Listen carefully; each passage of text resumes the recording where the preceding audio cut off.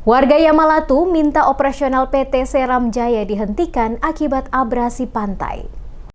Warga negeri Yamalatu, Kecamatan Teluti, Kabupaten Maluku Tengah, meminta pemerintah daerah menghentikan aktivitas operasional PT Seram Jaya dan perusahaan terkait di kawasan pesisir pantai Yamalatu. Permintaan ini disampaikan karena aktivitas perusahaan dinilai menyebabkan kerusakan lingkungan serius berupa abrasi pantai. Raja Negeri Yamalatu, Albert Halamuri, saat diwawancara mengatakan bahwa sejak perusahaan tersebut beroperasi, kondisi lingkungan pesisir di wilayahnya semakin memburuk. Salah satu dampak paling nyata adalah robohnya talut penahan ombak sepanjang ratusan meter yang sebelumnya dibangun untuk melindungi kawasan pantai. Yang menjelaskan abrasi semakin parah setelah adanya aktivitas pemuatan batu pica milik PT Seram Jaya di wilayah negeri Laimu. Kondisi ini membuat gelombang laut langsung menghantam daratan tanpa pelindung, sehingga mengancam pemukiman warga yang berada dekat dengan garis pantai. Atas kondisi tersebut, Raja Negeri Yamalatu meminta pemerintah Kabupaten Maluku Tengah segera menghentikan seluruh aktivitas perusahaan di kawasan pesisir Yamalatu. Ia khawatir jika tidak ada tindakan cepat, rumah-rumah warga akan tersapu ombak akibat abrasi yang terus meluas.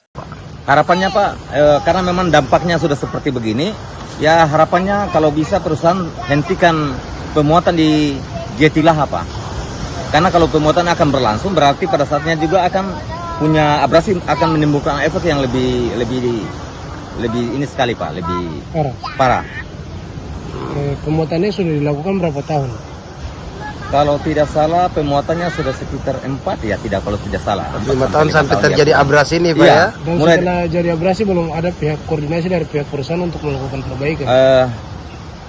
Sudah beberapa kali kami dari pemerintah negeri dan sendiri negeri meminta kepada perusahaan untuk membicarakan hal ini di kecamatan, tetapi sampai saat ini belum ada tindak lanjut.